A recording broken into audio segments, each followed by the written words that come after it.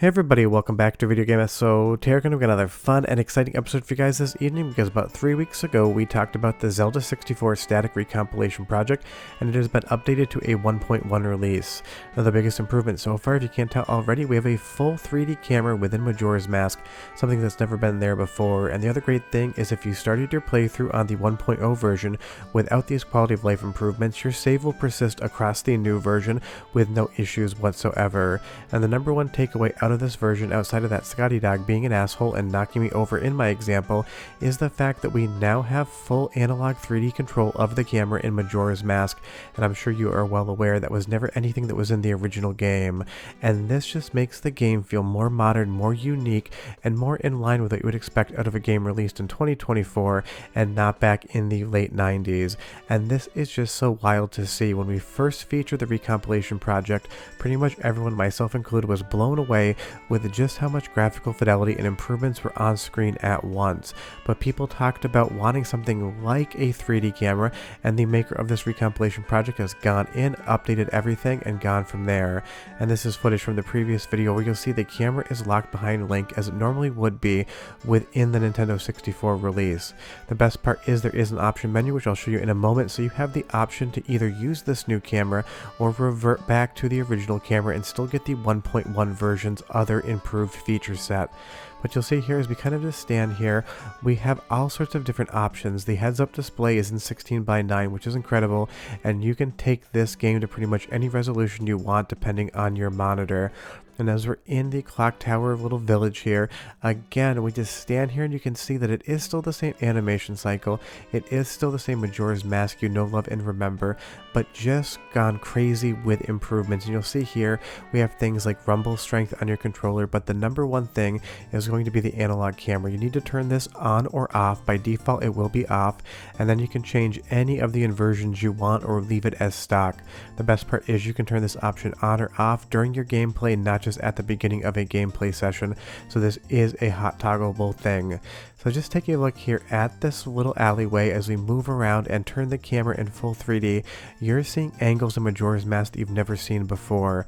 But the other thing is this may be recognizable as the game you remember, but it is so wildly improved based on the Nintendo 64 version. So in just a moment I will bring up some MiSTer FPGA footage of the same area in this game so you can really see side by side if it's been a minute since you've seen Majora's Mask. And this is what this area in the game normally looks like at 20 frames per second, and on MiSTer FPGA, sure, we can turbo it up to 30 frames per second, but on the new Zelda 64 Recompilation, you can basically just get whatever frame rate you want out of this thing, 60, 120, you name it, the engine is going to be able to do it, because as we turn on 30 frames per second here, you do get a smoother experience, but this looks, feels, and acts like a Nintendo 64 game because it is. This is what it looks like when you're using the same ROM file that you would use on MiSTer FPGA with this static recompiled version of it, and you can tell this is night and day difference. And this looks like something that was made in like the Wii era, not something that was made in the Nintendo 64 era, and that is just absolutely mind-blowing. But other small things that YouTube compression may kill a little bit, noise de-dithering is in this version as well, giving it a closer approximation to what a real Nintendo 64 image would look like if it worked in high resolutions like you're seeing here. And you'll notice as we walk around and look at some of the text boxes just how good they really look. My other favorite feature of this new camera is the fact that within interiors, especially small ones, it's much easier to navigate the environment. By default, your camera is going to map to the right analog stick, and you can turn it in any direction like you would any other modern AAA game, and you're going to be able to see any aspect of the environment that you want to. And I will say, just even running around this area here versus the Nintendo 64 version, it is night and day different having that analog camera, and I absolutely love it. I don't think I could ever go back to playing without it at this point in time unless I'm on real Nintendo 64 hardware. So as far as the recompiled version is concerned, the new camera is definitely, in my opinion, the way to go. But again, as we run around the village here, just watch Deku Scrub Link kind of spin through these boxes and break out some rupees, and we go basically to the exact same area and move the camera around, and it just feels like a completely different experience. And the shrinking of the screen here is just the clock tower counting down to a new day. That is intentional. I'm not doing anything weird in the background. or take a look at something like this very well here in Majora's Mask on Nintendo 64. It is quite good looking, especially on MiSTer FPGA, and you'll see all of these little fairy sprites running around Link there in a circle. But if we go over to the exact same area in the 1.1 release of the Majora's Mask recompilation, you can just tell how much has gone into making this look more modern. Sure, there's still some jaggies on the textures for those sprites, but that's because it is still using the exact same assets and still recompiling them.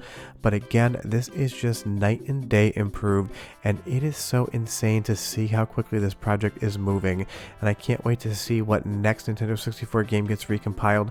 So leave me a comment down below and tell me if you could pick one new game to get recompiled and play next week, which one would it be? For me personally, it's Bomberman Hero, but I expect no one to answer with the exact same answer as I did. As we talk to the mask merchant here, again, just look at the models, see all the new detail on there, but this is still using the same assets as something like the Nintendo 64 version. That's what you really need to realize here, is that this isn't a new rebuilt version of the game.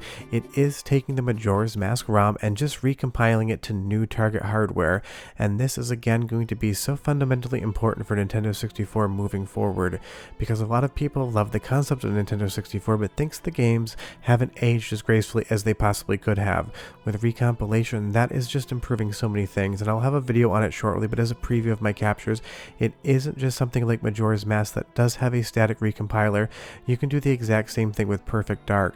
It's not as buttoned up as something like Majora's Mask, and it doesn't have as many features, but again, just seeing this run at its current resolution and its current frame rate versus the Nintendo 64 version is just such a breath of fresh air, so expect that video probably later this week, if not next week. But again, as we just pop in here, the free camera makes such a difference, especially in these flying segments. A lot of times in the game, it felt like the camera would slightly fight you, and it might be a little bit difficult to line up what you were going to do next. And that's because you had that fixed camera that you had a couple articulation settings on, but nowhere near the range of freedom as something like this here.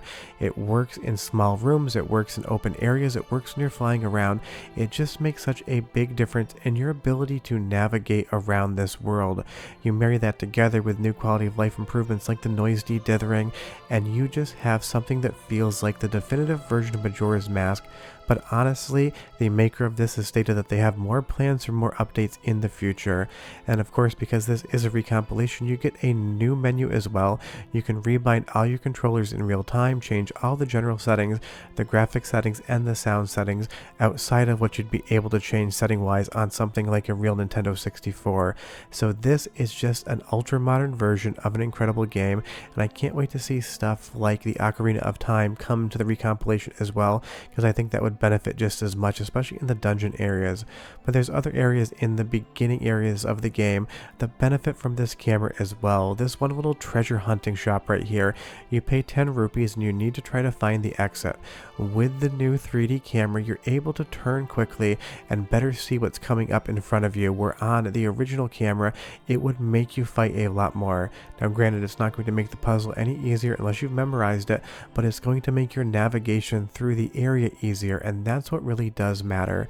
Because I know when a lot of people go back and try to play retro games, they get into a fight with the controls or the camera because, you know, 20-25 years ago you didn't mind these things as much, but today you give your average retro gamer tank controls, they get really upset about that because it kind of trips up their brain. You give them a fixed camera when they're used to something like a free camera, and they also feel like it's a little bit antiquated. So this is just breathing a whole new breath of fresh air into one of the best games Nintendo's ever made, in my opinion. Unfortunately, I didn't have the right path there, so I wasn't able to get the treasure, but I was still able to navigate that world that much better. And that is how good this new recompilation project truly is. It improves on absolutely every aspect of Majora's Mask. You get full control of the aspect ratio, and you can move the heads-up display to match that aspect ratio versus having it constrained on 4:3. You have a brand new analog camera, new visual modes, a ton of different diverse options, but as you can tell here when they talk about the code, everything else is exactly the same. The gameplay has not changed in any way at all. If you can speedrun something like like Majora's Mask on Nintendo 64, you can do the exact same thing here. You run the game the exact same way, and the exact same things will happen. But the first video I did, I was so excited about this new static recompilation, and now that I'm seeing the new 1.1 release of Majora's Mask, I'm even that much more excited, because it's not just bringing us a prettier version of a game, it's bringing an easier to control and navigate version. But short of that, definitely check this out, leave me a comment, tell me if you've been playing around with it, but we're done. Bye bye.